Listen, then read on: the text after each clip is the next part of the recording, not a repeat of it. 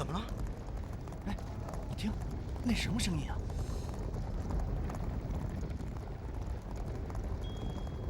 哎，听到了吗？好像是马蹄声。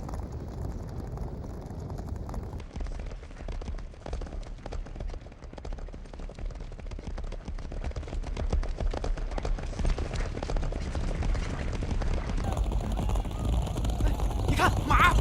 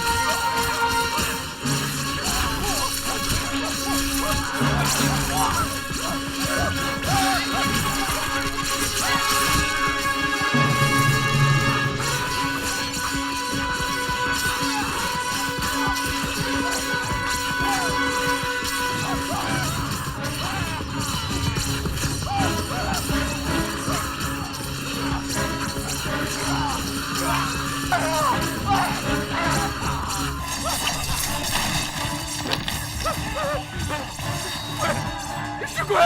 快点放我！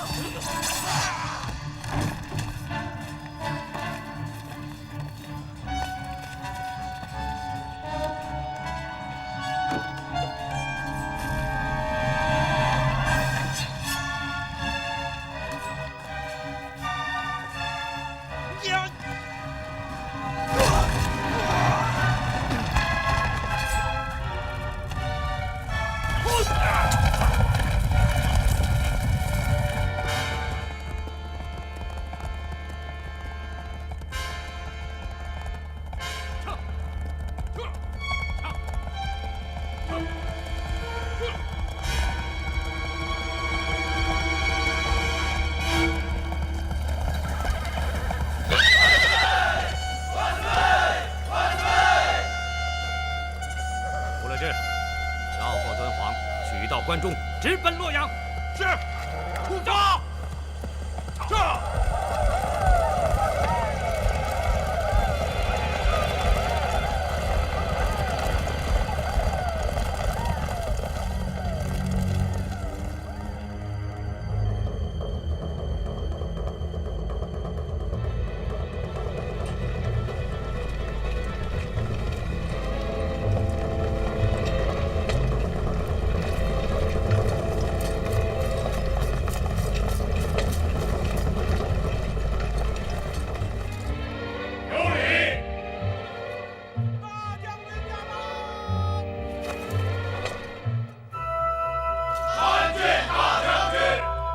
将免礼。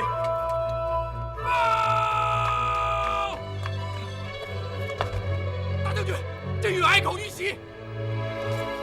镇远隘口是突勒骑兵吗？有多少人？烽火传信，具体情况不明。再探。是。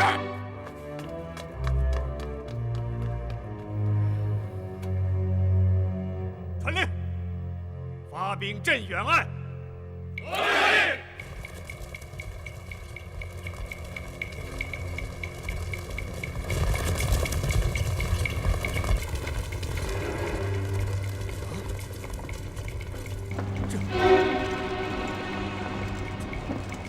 突袭隘口的是什么人？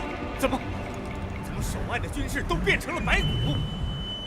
大将军，这绝对不是人力所为，是鬼，是鬼呀！住口！身为大军副将，妖言惑众，该当何罪？大将军说的。哼！有没有幸存的军士？末将率人查遍隘口，没有发现活口。大将军，弟兄们都阵亡了。大将军，大将军，怎么了？大将军，刚刚我们在烽火台下发现了一个人，他还活着。哦，快抬过来！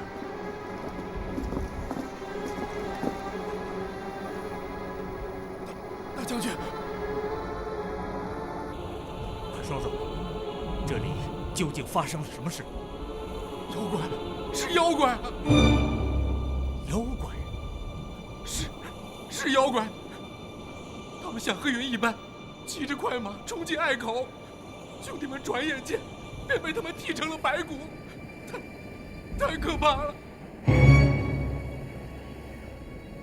这些人是怎样将人踢成了白骨？他们举着弯刀，坐在马背上，像旋风一样，围着咱们的弟兄转上2圈，兄弟们就变成白骨倒在地上了。大将军，这些都是小的亲眼所见的。你镇定一下，不要害怕，仔细想想，这些人有没有说过话？他们好像讲的是突勒话。突勒话？是。他们有多少？大约有50左右。只有50人。大将军，你没有看到，他们真的不是人，是妖怪，是妖怪呀！那你是怎么活下来的？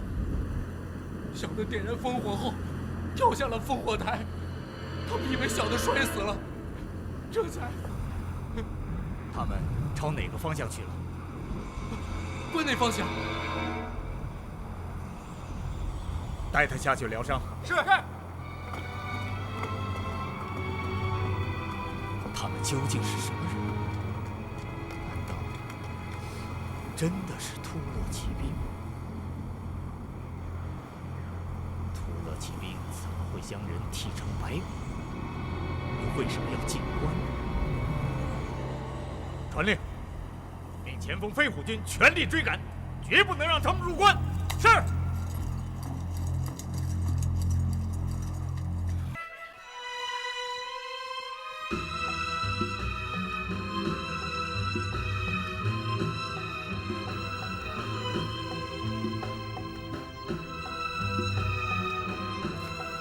御风者已到，北战兄，你那边怎么样10日之后善金局。好。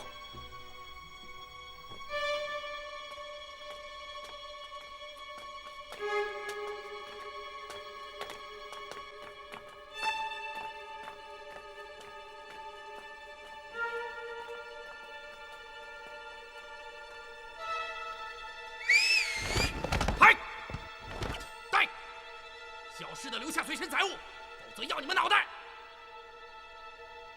弟兄们，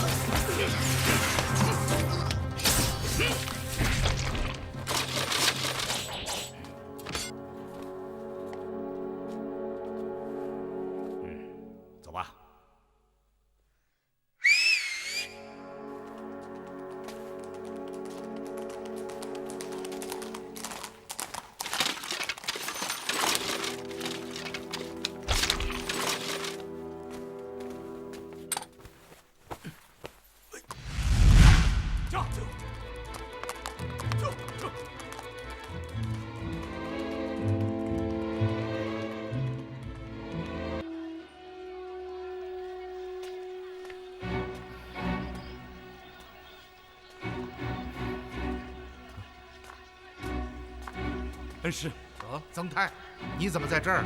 在等您呢。等我啊？看你这股至诚的劲儿，一定是又有难解的案子发生了，对不对？恩师，要不说您是神人呐，真是不假。一猜便中。昨夜，南市东街柳条巷发生命案，3名死者被快刀劈成了白骨。劈成白骨？正是。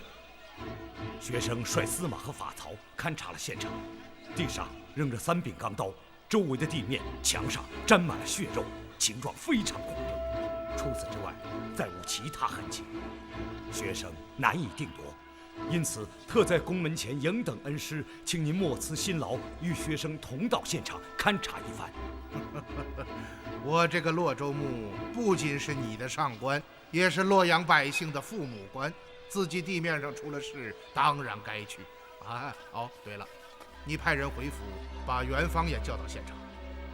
学生早就派人去了，这会儿，元芳应该已经到了。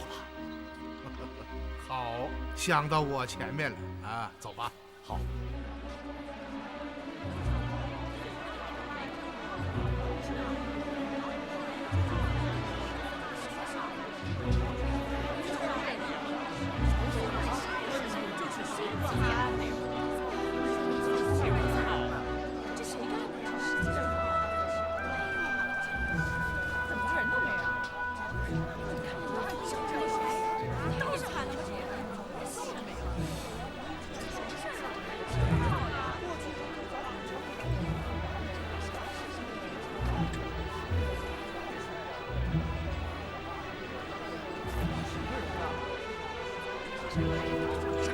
元芳，怎么样？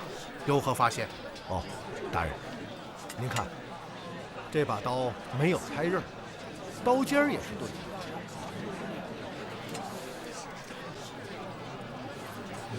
不错。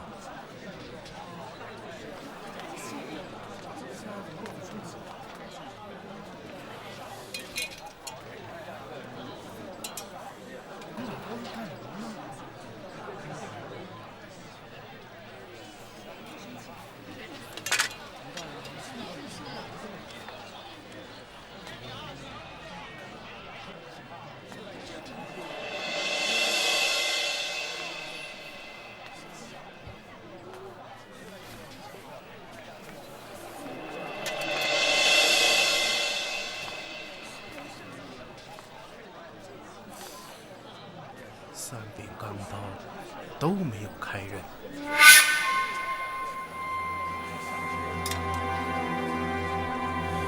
真是不可思议啊！就现场的情状来看，3名死者真的是被人当场劈成白骨。大人，卑职也是这样认为。不仅如此，从墙上的血肉痕迹及死者白骨上的刀痕可以断定，凶手绝不是杀人后慢慢将死者剃成白骨，而是在死者活着的时候瞬间完成的。什么？瞬间将一个大活人踢成白骨？这不大可能吧？人是动的，不会死站在原地任人宰割。退1万步讲，就算是死者原地不动，任由凶手施暴，能在瞬间将一个有血有肉的活人踢成这般模样，这需要什么样的刀？又需要什么样的力量和速度啊？恩师，这恐怕不是人力所能及的呀。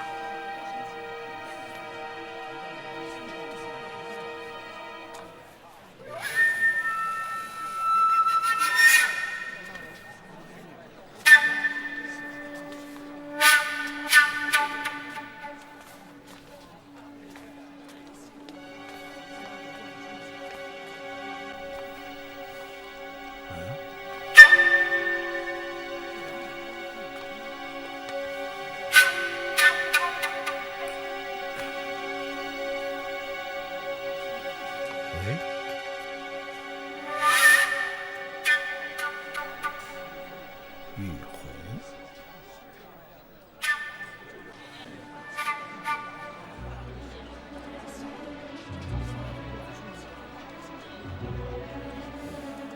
元芳说得很对，可以肯定，行凶之人是在迅猛的动作之中将死者踢成了白骨。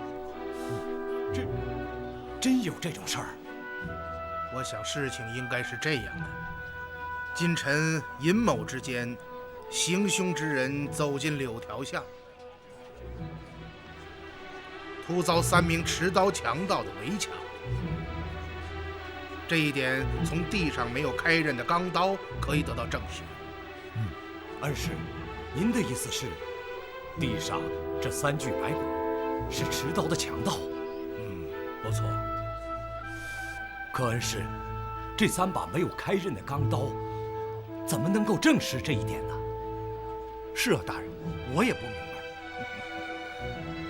其实道理很简单，你们完全可以想到，只是你们心中有一种常人都会有的同情心理，先入为主地认为死者肯定是受害人，对吗？是，也许吧。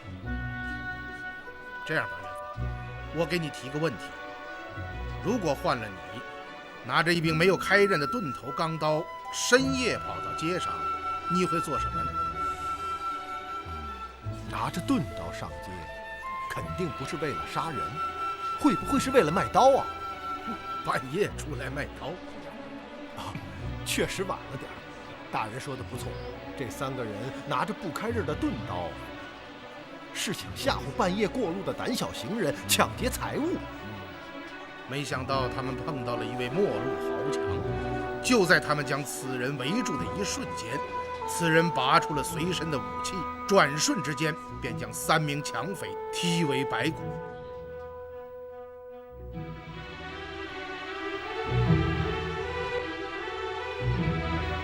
这一点从地面和墙上4溅的血肉可以得到证实。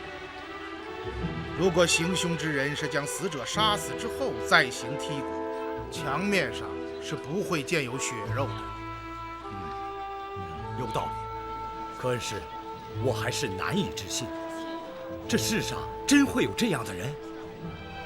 曾兄说的不错，行凶之人刀法之精，力量之大，速度之快，都是卑职平生仅见。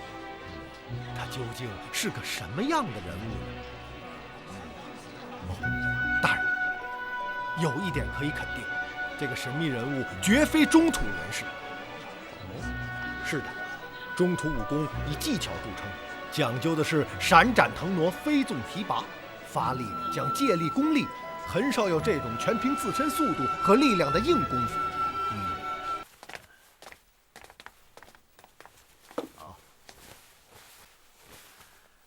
小杰啊，敦煌郡的情况怎么样啊？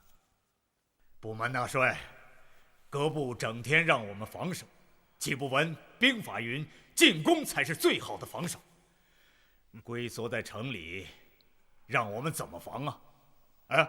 防了东边，突勒人偷袭西边；防了南边，突勒人又从北面来了。看起来突勒人闹得很凶啊。可不是，大帅有所不知，突勒人几乎是天天来呀。有时是小股骑兵抢完就跑，有时是集中主力突破缺口，抢占村镇，杀人放火，劫掠一空而后离去。可我们呢，明明手中握有10万大军，却只能干瞧着。真他娘的窝火呀！小杰啊，难为你了。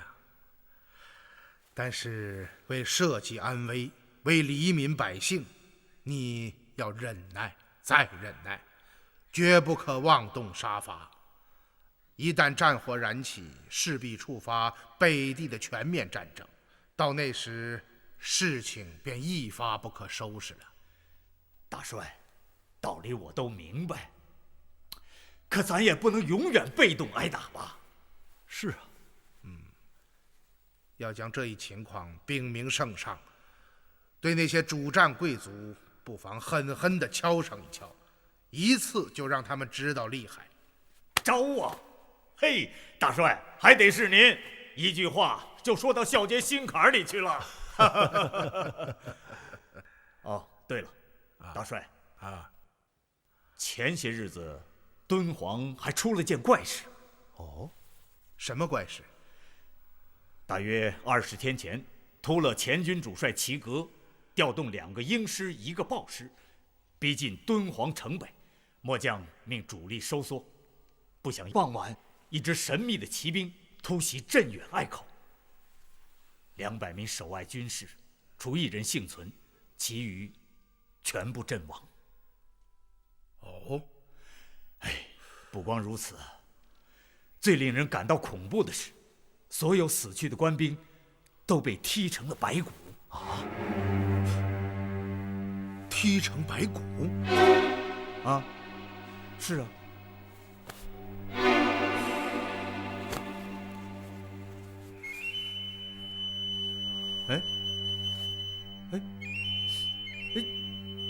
你们怎么了？小姐，昨夜洛阳柳条巷发生命案，3名死者被凶手踢成了白骨。啊？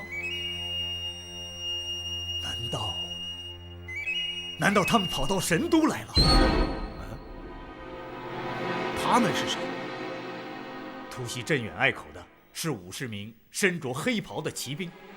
据幸存的军士描述，这些人像黑云般涌进隘口，手持弯刀，围着守隘的军士们转上几圈，军士们便成了白骨。哦，对了，幸存的军士还说，他听到这些人讲突勒话。果然是突勒人。那后来呢？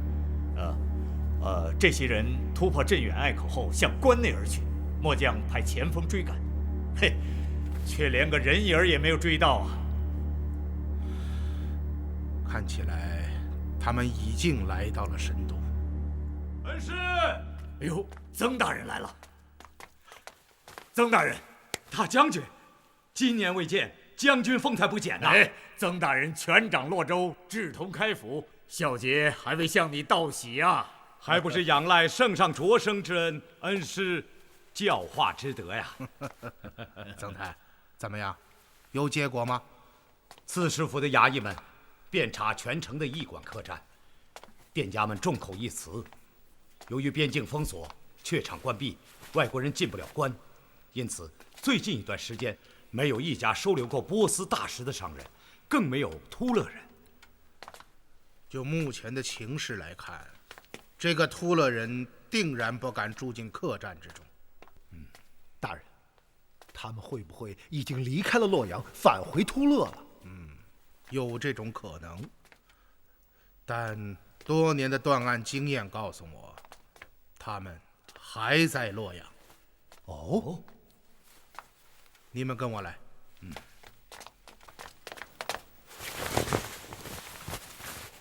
刚刚孝杰说到，突勒前军主帅齐格的5万人向敦煌以北运动。不错，他们想做什么呢？定是想要偷袭敦煌。正是。敦煌以北地势平坦，大军无法隐蔽，怎么可能偷袭呢？若说齐格想凭借着5万人强攻敦煌，那就好比以卵击石。敦煌卫下辖10万大军，1天之内便可将其合围，进而全歼。招啊，大帅，你用兵可真是没说的。当时末将就是这样对副将讲的。果然第2天，齐格的主力又莫名其妙地撤走了。这就是了。那么你们想一想，齐格向敦煌以北运动的目的究竟是什么呢？嗨，突勒人打仗向来是没头没脑。你错了，孝杰。这一次他们很有头脑。齐格率军北移，造成攻击敦煌的态势。作为敦煌主将，你必定会将南侧守卫隘口的主力回收，以备不测。正是，敦煌南侧没有突勒主力，只有一些散兵游勇。就像您刚刚讲的，末将将主力收缩至敦煌城北，一旦齐格攻城，守城军与城外主力里应外合，1天之内便可将其合围。他们算准了你一定会这样做，这才用齐格将你的主力引回，这样隘口便空虚。大帅的意思是，齐国主力北移，不过是移兵而已，真正目的是为了让那支神秘的骑兵顺利突破镇远隘口，进入关内。而今边境封闭，任何人都无法入关，除了突破隘口，你还能想出更好的办法吗？这倒是不假。你把整件事情联系起来，就不难得出这样的结论：齐国为什么向敦煌以北移动，又为什么在第2天便莫名其妙地将大军撤回？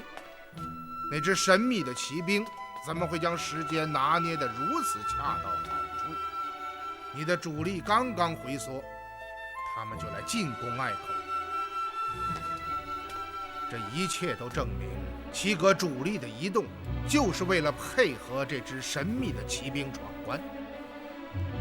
不错不错，如此看来，恐怕只有这一种解释了。可大帅，闯关的是什么人，竟能调动齐国的主力为其做疑兵？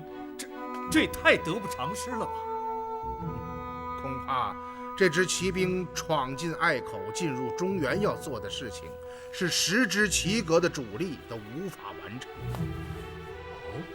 是啊，这支神秘的骑兵作战时会将人踢成白骨。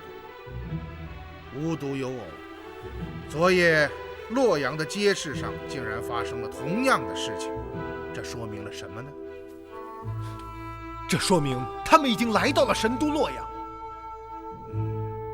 你们想一想，他们费尽9牛2虎之力破隘入关，潜入洛阳，会是来玩的吗？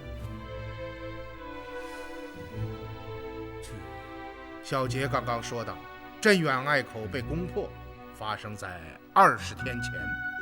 计算路程和时间，这些人的脚程再快，也不过才到达洛阳3天。他们费了如此大的气力才来到这里，会这么急于返回吗？有道理。可是大人，在偌大的洛阳，要找到几个藏匿起来的人，那可真好比是大海捞针啊！不错，曾台啊，我来考考你这位洛阳的父母官。恩师请讲。洛阳有多少门、多少市、多少坊？不算皇城和上阳宫，共有8门、3市、111坊。洛州刺史府衙自长顾以下有多少差役？共有差462人。小杰啊，你卫下在南衙还有多少兵力？右卫卫主力都在敦煌，南衙只有500监府军。好极了！目前看来，这些突勒人定然隐藏于方士之中。我们就来一个打草惊蛇。怎么打草惊蛇？来，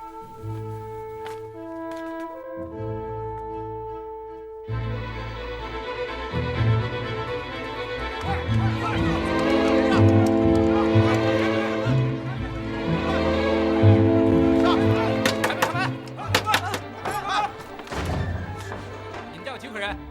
连老带有32口。有没有突勒人？突勒人？到底有没有？没有。行了，回去睡吧。上下，你们这查什么呀？查突勒奸细，抓着就杀。站住！搜查！站住！马上有突勒人，我要搜突勒人，进去搜。是。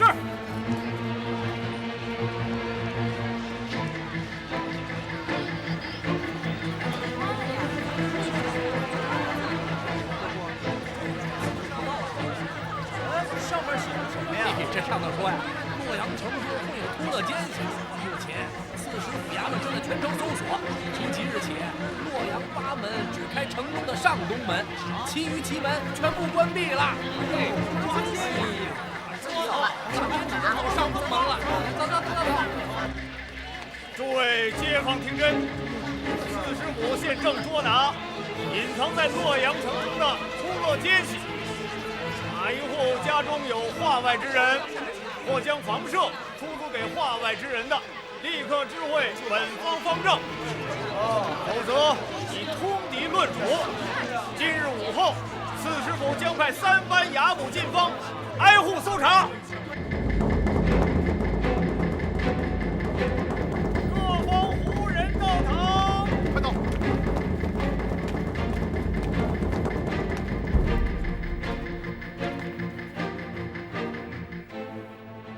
证人玉红带到。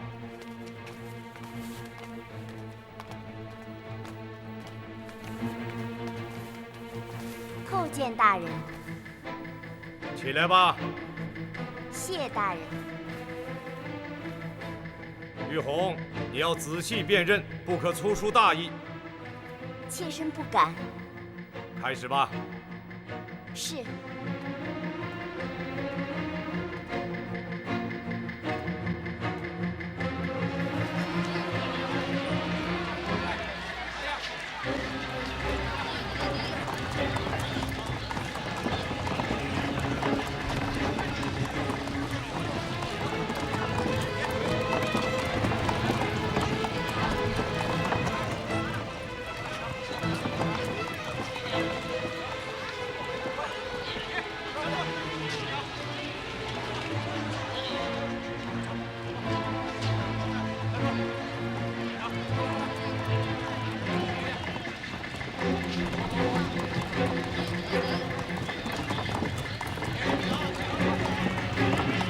站住！啊！干什么呀？量走吧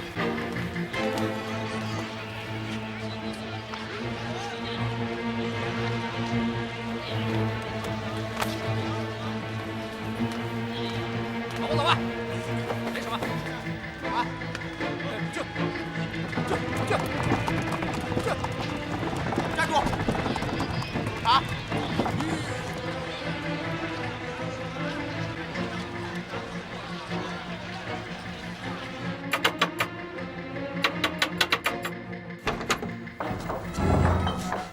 您来了。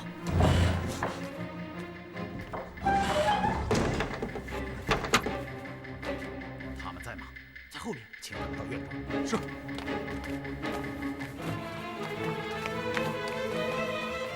太子殿下，出事了！怎么了？除了我和南山，还有别人知道你们在洛阳吗？当然没有。我们才到第3天，除了你们谁也没见过。到底怎么了？不知为何，现在满城在抓秃了奸细。啊！洛阳8门已有7门封闭。午后，刺史府的衙捕就要来到这里，挨户搜查。什么？你肯定是冲着我们来的吗？不管是冲谁来的，你们都必须马上离开，到外面去躲避几日，否则一旦被捕快和禁军发现，后果不堪设想。太子殿下，你们马上收拾一下，咱们立刻出城。好。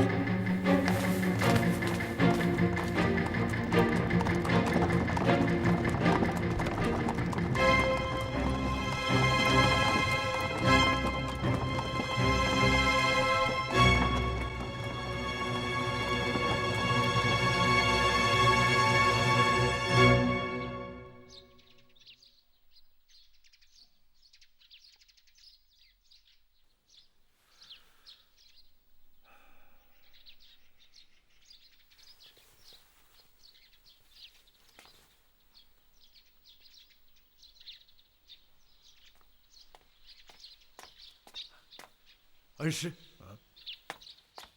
哦，曾太啊，您又在想齐力可汗？是啊，自时国一别已近5年，也不知他现在怎么样了。哦，曾太啊，有什么收获？恩师，全城都动起来了。今天上午，洛阳各房带到刺史府的胡人就达60人之多。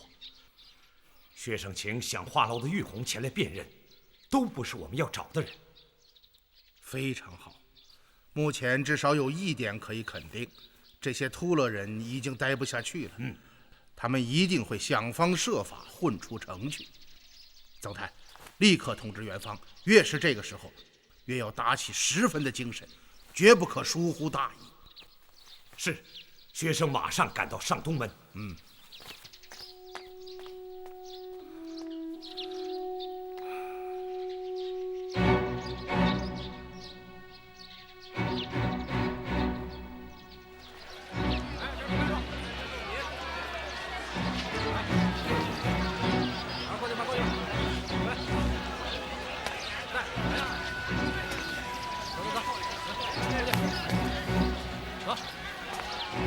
站住！过来过来！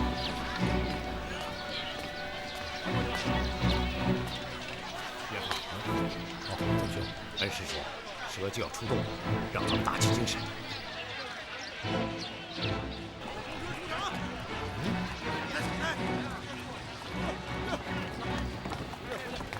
站住！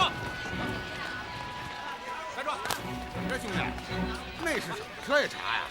没辙呀，上峰差警是不得不查呀。我们是善金局的，车上装的是伙食内的炭土。兄弟，这可是皇帝家的事儿，查不好是要掉脑袋的。别怕，即使那是什么车，过去吧。哎，多谢啊，兄弟。好，等等，大人，是哪个让你私自放人出城啊？他说他们是内侍长的车辆。那又怎么样？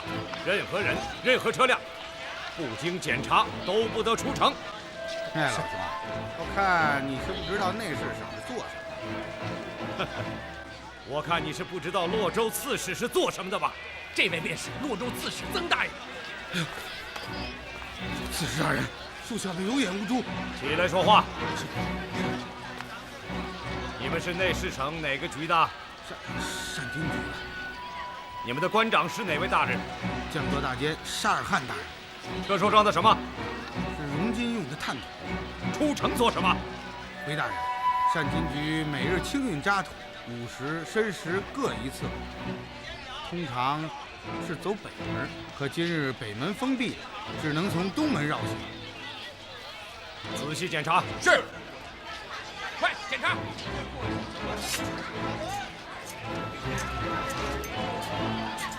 都给我查仔细了啊！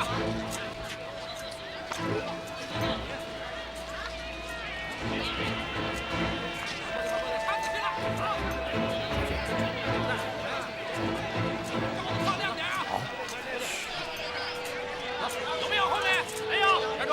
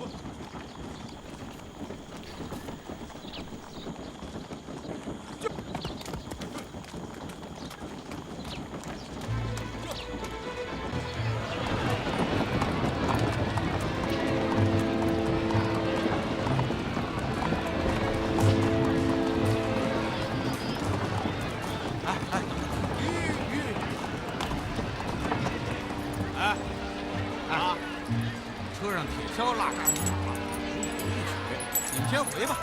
哎，我知道堵着城门干什么？啊，对不住，我们东西落城外，得马上回去取。我们错车掉头啊！快去吧，多谢了啊！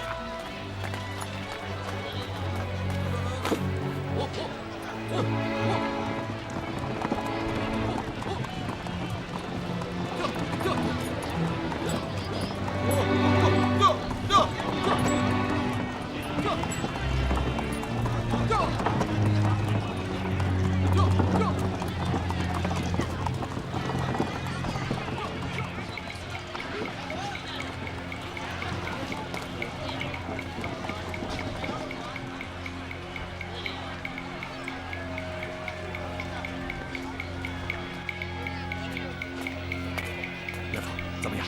有收获吗？确实是单军局的运土车，没有什么可疑的。我跟着他们到了北门的渣土场，又跟着他们回来，没有发现什么。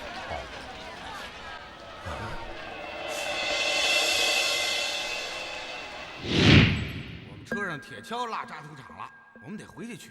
你们先回吧。哎，我知道堵着城门干什么？啊，对不住，我们东西落城外，得马上回去取。我们错车掉头啊！快去吧，多谢了啊！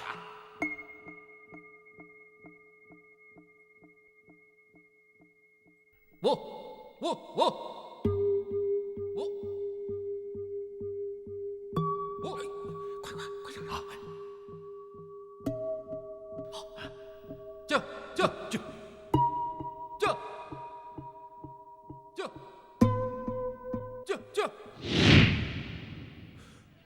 不好，上当了！怎么的？回来再告诉你。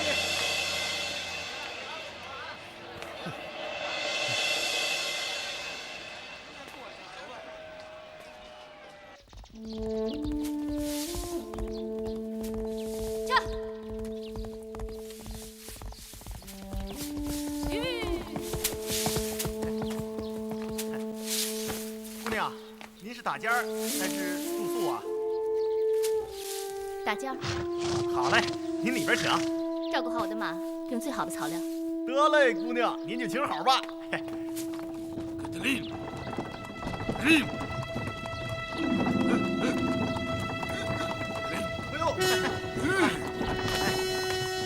二位客官，您是打尖儿啊，还是住店呢？住店，哎，好，里边请。你这儿有没有上法？嘿，有。将我的马车拉到后面藏好，不要让任何人看到。不管谁问，都说没看到我们。啊，懂吗？哦，懂了，您就请好吧。里边请。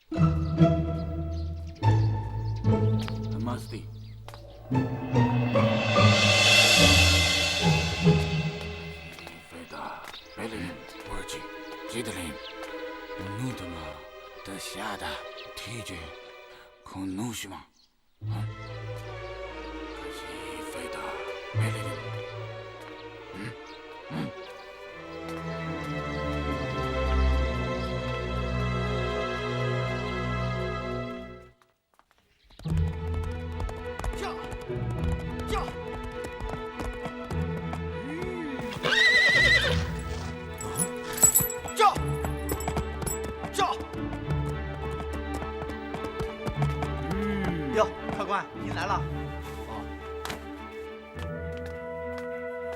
就。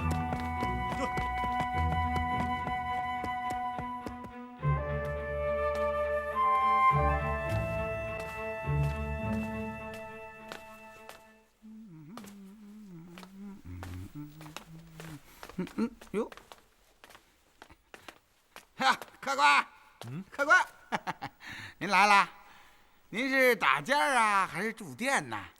伙计，啊，有没有一辆曹帮上刻着内侍省单金局的运土马车来过这里？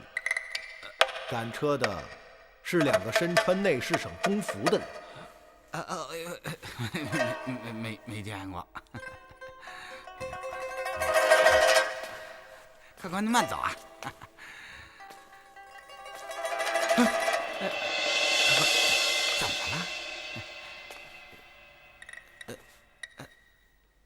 真的没有见过。哎呦，这真的没有。你听清楚，我是洛州刺史府的官差，正在抓捕逃犯。如果让我发现你在撒谎，你就要倒霉了。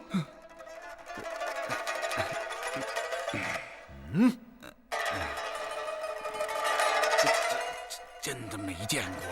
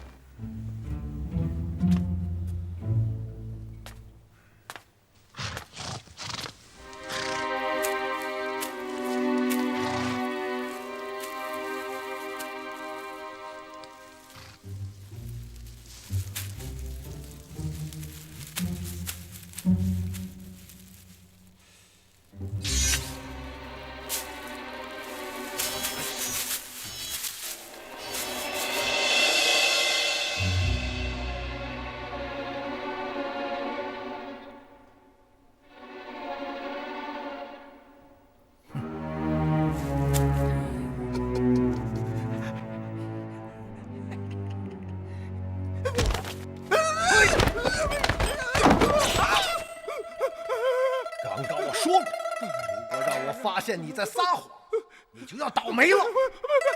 这位大人，求你饶了我吧！我问你最后一遍，答对了我就放了，如果答错了，不会再有哪里了。我说，你们两个人住在哪个房间？住甲号客房。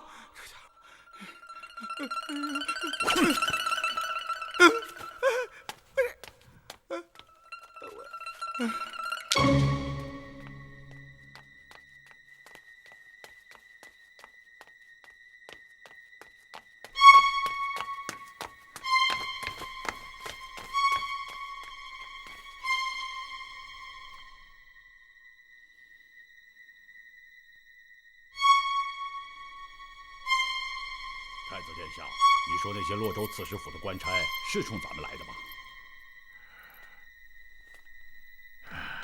现在还不能确定。我们才到了3天，从来没有暴露过身份，他们怎么可能知道？难道是那天夜里我们在南市杀掉那3个强盗？可我们没有留下任何痕迹啊！他们怎么会联想到我们身上？这太不可思议了。如果说世上有一个人能够做到这一点，那么他一定就是狄仁杰。惊动了狄仁杰？嘘，小点声。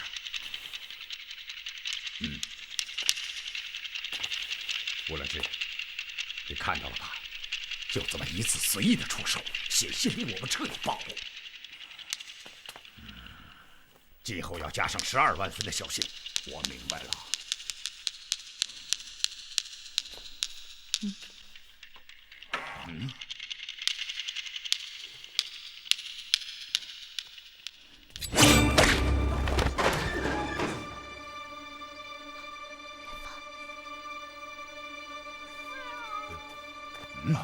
原来是只野猫。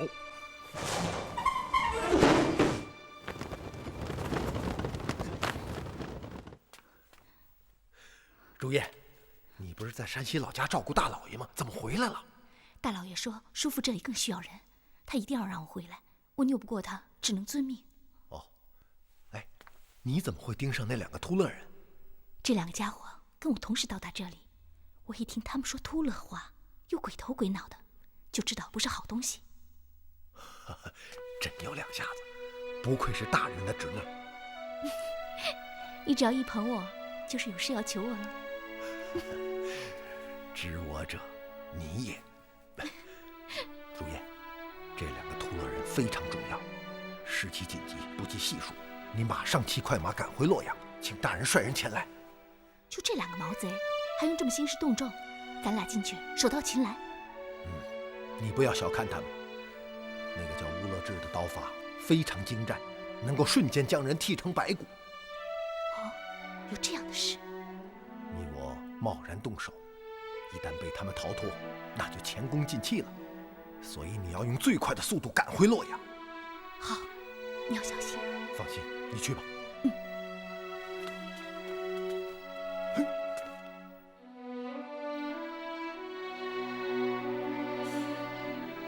单金菊的马车，正是。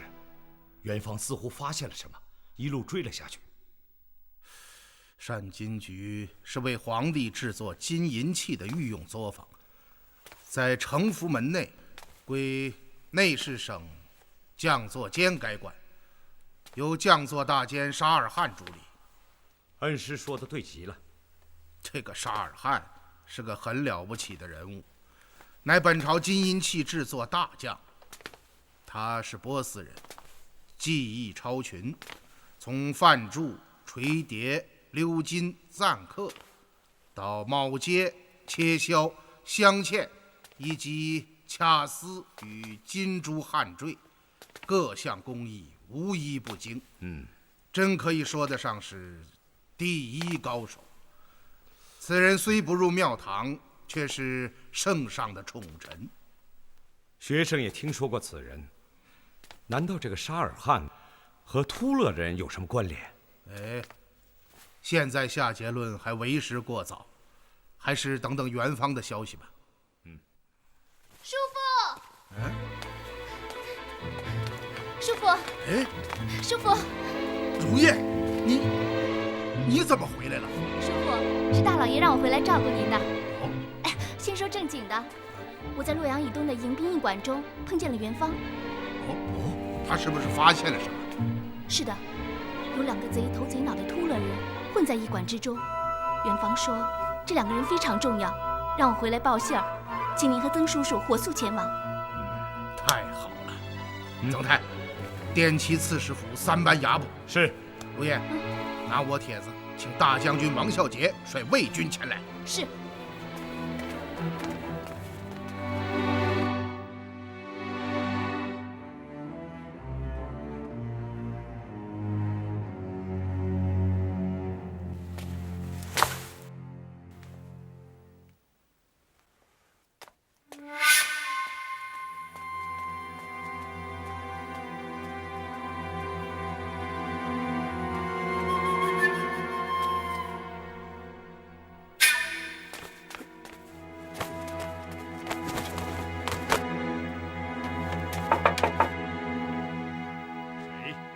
北山。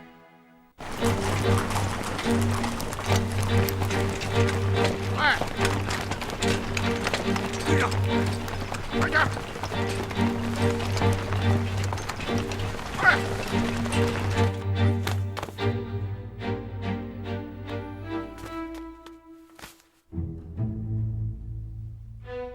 太子殿下，此地不能久留，我们要马上离开。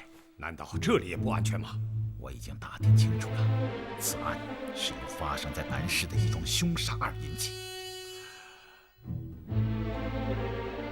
由洛州刺史府经办的，而洛州刺史曾泰就是狄仁杰的学生。由此推断，狄仁杰很有可能介入了此事。真的惊动了狄仁杰？鉴于这种情况，为慎重起见，请殿下莫辞辛劳，立刻随我离开此地。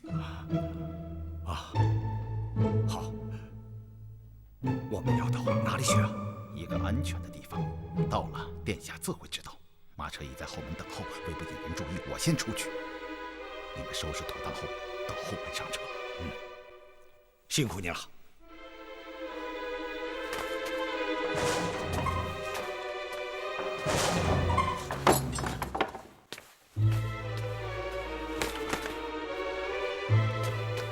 对了，吴乐志，你去告诉北山，那辆单金菊的马车还藏在后院，请他处理一下。是。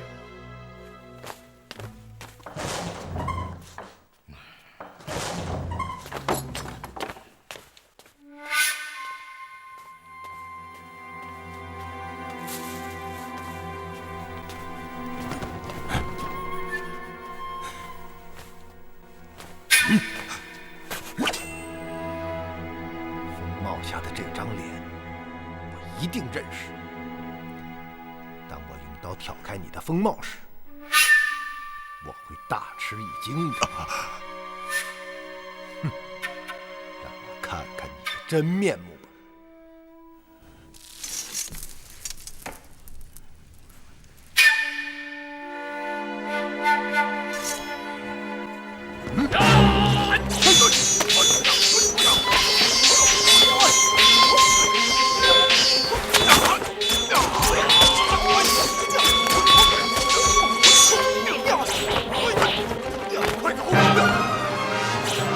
就是柳条巷剔骨案的凶手。你是谁？抓你的人。喂！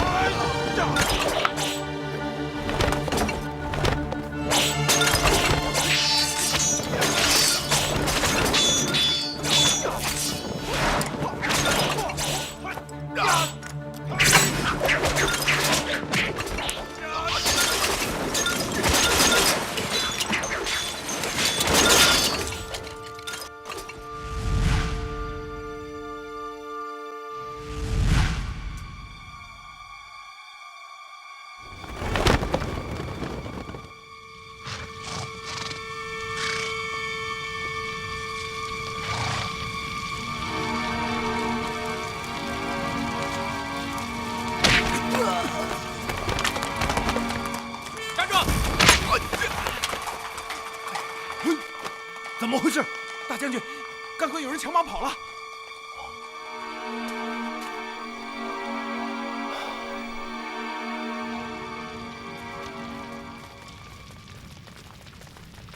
师傅，怎么样？抓到了一个，另一个跑了。哦，哎，远方呢？去追了。大人。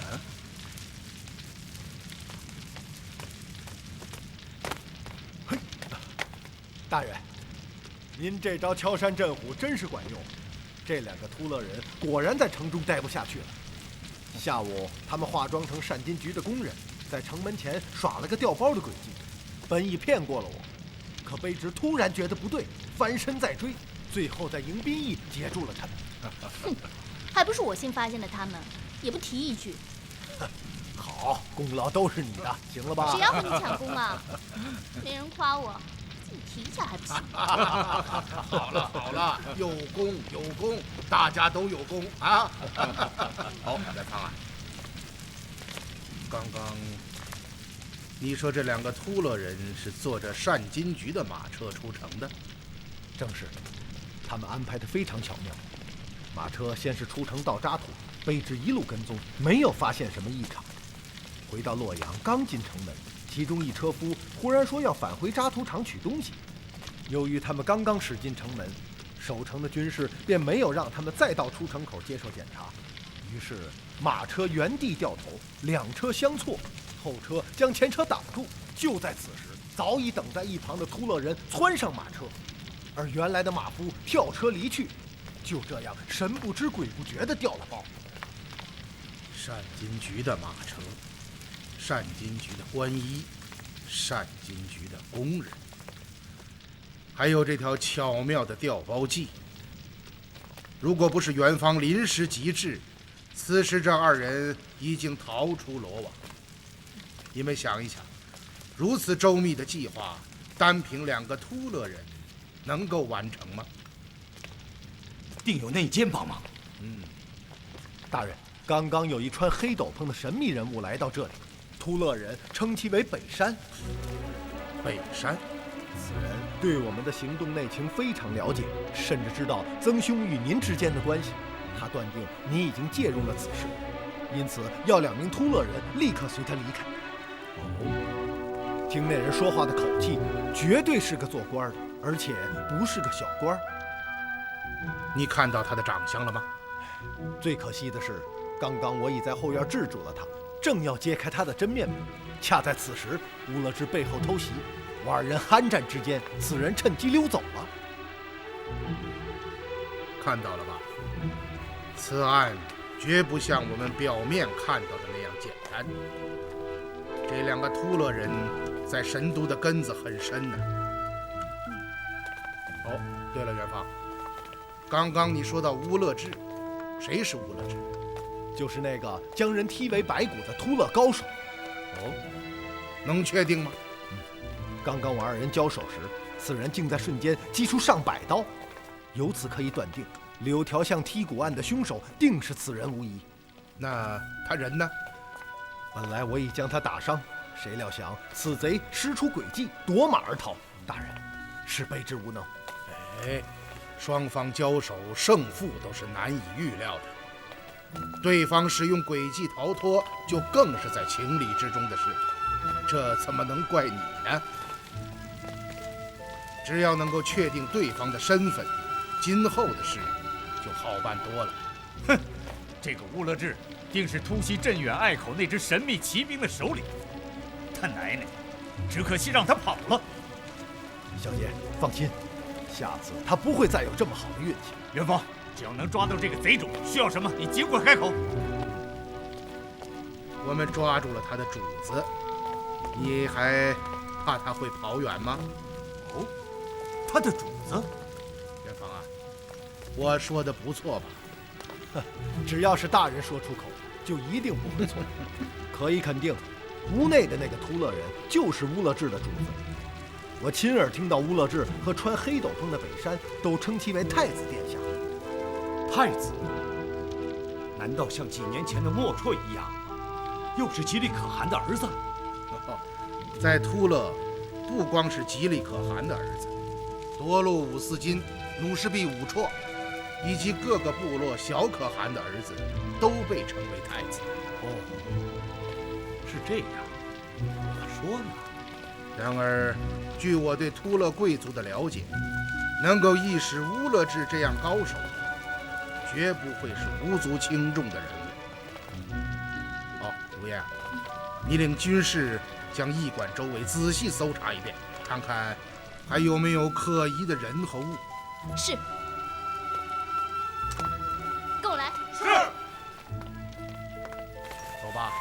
我们去见见这位太子殿下。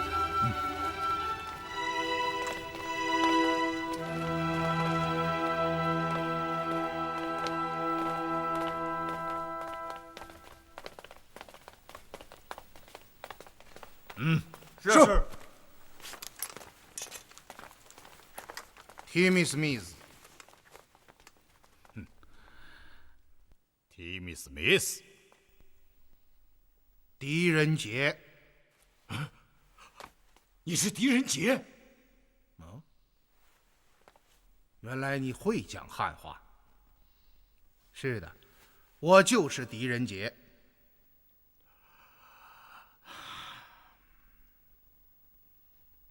我再问一遍，你是什么人？我是突勒商人。商人，是率骑兵突破我镇远隘口，将200名守隘士兵踢为白骨的商人吗？你的手下乌勒智和刚刚来到这里的黑斗篷北山称你为太子，你们突勒人都管商人叫太子吗？这些你怎么会知道？因为我的属下一直在暗中监视你们，你的一言一行都在本阁的掌握之中，所以我奉劝你，老老实实的回答我提出的问题，否则一旦天威降临，你就是粉身碎骨。说吧，你叫什么名字？我是夺路部大司军的儿子，玉谷社。到洛阳来做什么？来会朋友。放你的狗屁！你调动齐格大军做疑兵，一路闯关斩将潜入洛阳，只是为了来会朋友。你的话，鬼都不会相信。我说的都是真的，信不信由你。叔父，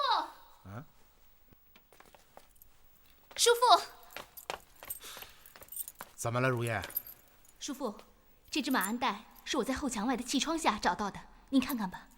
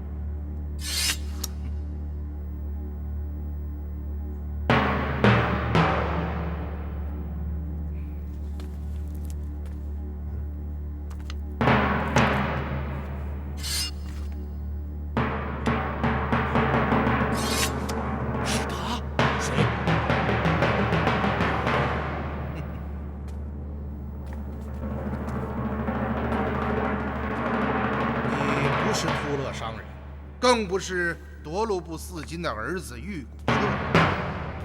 你的父亲是吉利可汗的叔叔，多年前因反叛罪被处死的默度，而你是好战的五部贵族首领赫鲁太子。什么？他是赫鲁？正是。哼！短刀上刻着他的名字。这枚纯金令箭更印证了他的身份。元芳啊，念给大家听听。夺路五部之可汗，御风者的主人，沙漠中的雄鹰，赫鲁伊利耶。你现在还有何话讲？想不到我们父子两代竟会死在同一个人手里，天不佑我，真是时也命也，我无话可说。赫鲁，你无视两国盟约，不听吉利可汗约束，公然点燃战火，率领五部好战贵族，屡犯我境，烧杀剽掠，真是罪不容诛。我来问你，你今次阴潜洛阳，有何阴谋？不必多问了。既然落入你们手中，要杀要剐，请便吧。我知道，本朝之中定有内奸与尔内外勾结，沆瀣一气，狼狈为奸。那个什么北山，就是其中的一个。说他是谁？不要白费力气了，我什么都不会说的。听说过内卫吗？听本阁好言相劝，知时达物，如实交代，否则将你交到内卫手中，到那时恐怕想死都是件奢侈的事情。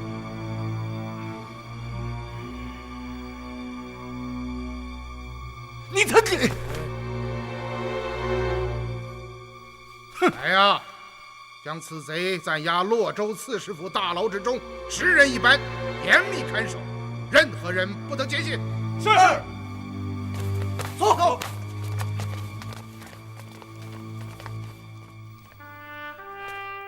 小杰啊，你不该发怒啊！